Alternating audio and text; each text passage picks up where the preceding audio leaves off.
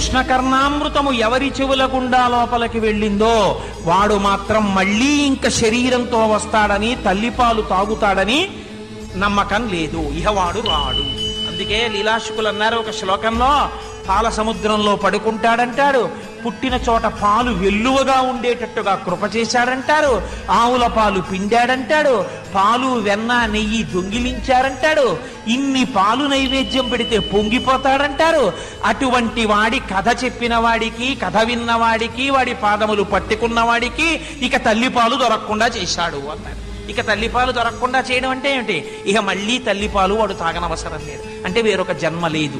అటువంటి స్థితికి తీసుకెళ్లగలిగిన అమృత విద్య ప్రతిపాదింపబడినది. ఇంత పూనికతో, ఇంత ధైర్యంతో లీలాశుకుల వారు శ్రీకృష్ణ కర్ణామృతాన్ని ప్రతిపాదన చేస్తున్నారు.